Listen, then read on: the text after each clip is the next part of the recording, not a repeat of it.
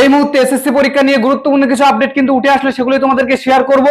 যেমন এসএসসি পরীক্ষা তোমরা যারা 14 তারিখ এবং 7 তারিখে তোমাদের পরীক্ষা দেওয়ার কথা ছিল, সেই পরীক্ষা সুপ্রিম কোর্টের যে রায় আছে সেই সুপ্রিম কোর্টের রায় অনুযায়ী তোমাদের পরীক্ষা 7 তারিখ বা 14 তারিখ আদৌ হওয়া সম্ভব হচ্ছে কিনা, এবং এসএসসি বোর্ড এ বিষয়ে কি সিদ্ধান্ত নিতে চলেছে, তোমাদের পরীক্ষা আরো পিছিয়ে দেবে কিনা, যদি পিছিয়ে দেয় তাহলে কতদিন পিছিয়ে দেবে, পুজোর আগে তোমাদের পরীক্ষা হবে কিনা নাকি সেটা পুজোর পরে আবার তোমাদের পরীক্ষা হতে পারে, সমস্তটাই ভিডিওতে জানাবো।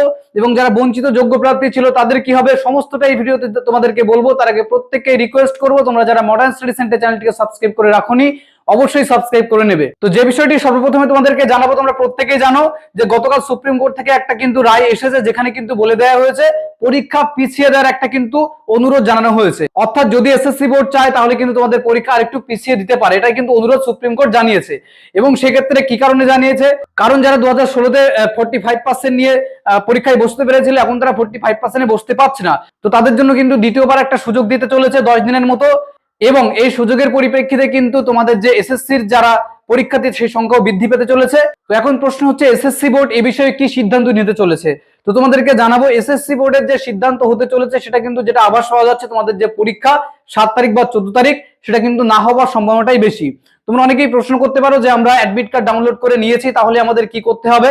অ্যাডমিট কার্ড যারা প্রত্যেকেই ডাউনলোড করে নিয়েছো, অ্যাডমিট কার্ড ডাউনলোড থাকছে, এই অ্যাডমিট কার্ড বাতিল হয়ে আবার নতুন করে অ্যাডমিট কার্ড ডাউনলোড করতে হতে পারে। এবং এ বিষয়ে খুব শীঘ্রই কিন্তু এসএসসি থেকে নোটিফিকেশন পাবলিশ হবে, বা এসএসসি অলরেডি কিন্তু খুব শীঘ্রই তারা মিটিং করে বিষয়ে সিদ্ধান্ত নেবে। এবং আরেকটা বিষয় তোমাদেরকে জানাবো, এই পরীক্ষা যদি পিছিয়ে যায় তাহলে তোমরা অনেকেই প্রশ্ন করছো তাহলে কতদিন আমাদের পরীক্ষা পিছিয়ে যাবে। তো তোমাদেরকে জানাবো, পরীক্ষা যদি পিছিয়ে যায় সেক্ষেত্রে এসএসসি বোর্ড যদি চায় তাহলে কিন্তু তোমাদের পরীক্ষা পুজোর আগেই কমপ্লিট করিয়ে নিতে পারবে। যদি এরকম সদিচ্ছা এসএসসি বোর্ডের থাকে যে পুজোর আগে আমাদের পরীক্ষা কমপ্লিট করাতে হবে, তাহলে কিন্তু তারা করাতে পারে, তবে সেটা সম্পূর্ণভাবে নির্ভর করছে বোর্ডের উপরে। আপাতত এইটুকু তোমাদেরকে জানিয়ে রাখছি, পরীক্ষা কিন্তু পিছিয়ে যাচ্ছে 100% কিন্তু, যেটা বোঝা যাচ্ছে জানা যাচ্ছে।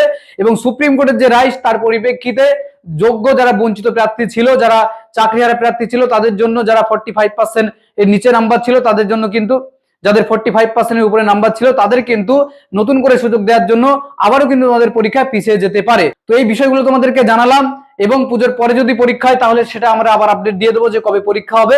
তো এই বিষয়গুলো তোমাদেরকে ক্লিয়ার করে রাখলাম। তো আপাতত এই গুরুত্বপূর্ণ সিদ্ধান্তগুলো তোমাদেরকে জানিয়ে দিলাম, গুরুত্বপূর্ণ আপডেটগুলো তোমাদেরকে শেয়ার করলাম। তোমরা বন্ধুদের কাছে শেয়ার করে দেবে যারা এখনো পর্যন্ত এই নিউজটা জানে না। তো এই ছিল তোমাদের জন্য গুরুত্বপূর্ণ আজকের ইনফরমেশন। ভিডিওটি ভালো লেগে থাকলে লাইক করবে, এবং চ্যানেলে যদি নতুন হয়ে থাকো সাবস্ক্রাইব করে নেবে এই ধরনের গুরুত্বপূর্ণ এবং ইনফরমেটিভ ইনফরমেশনগুলো সবার আগে পেতে।